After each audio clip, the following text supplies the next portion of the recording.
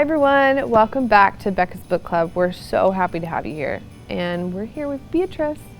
Hi everyone, good to see you. I hope you're having a good Christmas. I am having a great Christmas. And I heard, Beatrice, that you played a part in a play. I sure did. I had a Christmas play at my church and I got to be a wise man. That is so cool. I bet you did a good job. I was a bit scared, but I think I did a good job. It was really fun. I'm so glad, Beatrice. You know, we did a play too at our church with angels and shepherds and wise men all worshiping baby Jesus. What part did you play? I played a sheep. That's awesome. I love sheep. What story are we reading today? Well, today is our last day on Bekah's Book Club that we're talking about the Christmas story, and it's called The King of Kings. I'm so glad you're here, Beatrice. Let's get reading.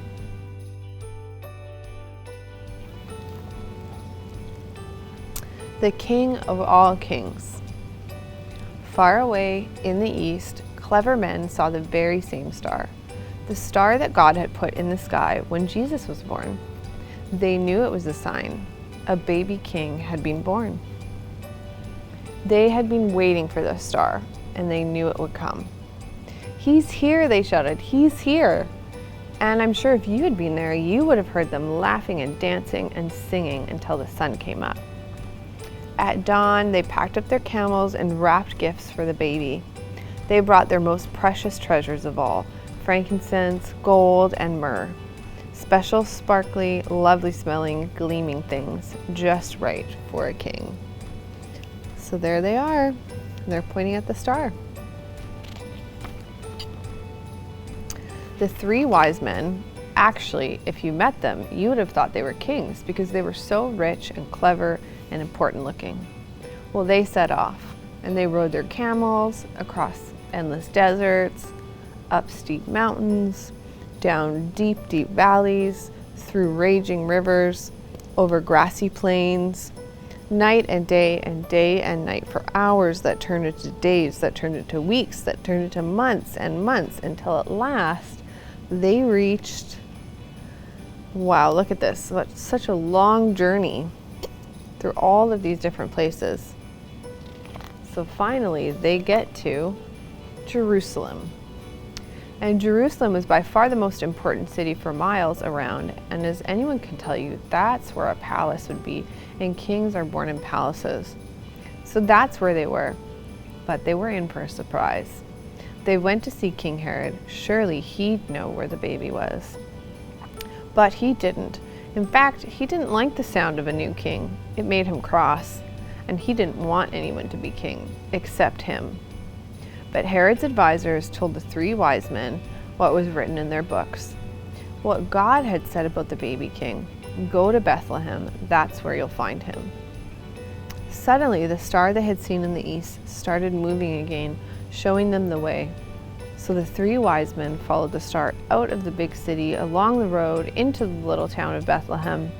And they followed the star through the streets of Bethlehem, out of the nice part of town, through the not so nice part of town, into the really no nice at all part of town, down a little dirt track until it stopped right over a little house. But wait, it wasn't a palace, and there weren't any guards or servants or flags or red carpets or trumpets or anything. Did they get it wrong? Was this what God meant? So this is where the star took them. Sure enough, that little house there sitting on his mother's knee, they found him, the baby king. The three men knelt before the little king, and they took off their royal rich turbans and gleaming golden crowns, and they bowed their noble heads to the ground and gave him their sparkling treasures. The journey that had begun so many centuries before had led three wise men here, to a little town, to a little house, to a little child, to the king God had promised David all those years before. But this child was a new kind of king. Though he was the Prince of Heaven, he had become poor. Though he was the mighty God, he had become a helpless baby. This king hadn't come to be the boss. He had come to be a servant. So here are the wise men, and they're giving their gifts, and there's baby Jesus, he's a little older. And that's the end. Wow, a star really showed the wise men where Jesus was? That is so cool. And you know what makes it even cooler? Jesus actually is the one that made the stars. Why is Jesus older in this story? He doesn't look like a baby. Well, you know what? The journey was really long. The wise men came from really far away. And in those days, they didn't have cars. So they took their camels and their horses. It took them a long time. By the time they got there, Jesus was older. Wow, I wonder, how do they know to follow the star?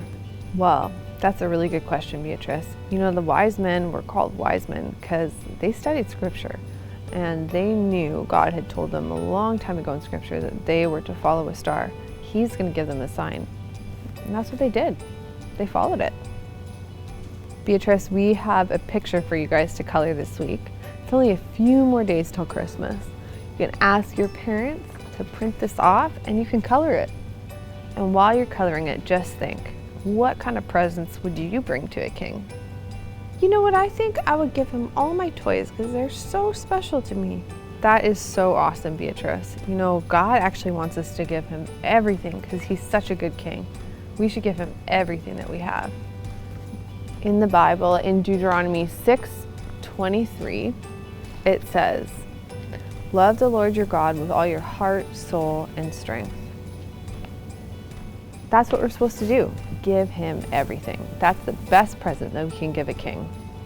I'll give him more than my toys. I think I'll give him a little bit more than that. That's awesome, Beatrice. I think you should give him your whole heart. Well, guys, me and Beatrice, we gotta go. We are going ice skating with our family. We are so excited. Bye, guys. Bye, guys. See you next week. Thanks for tuning in.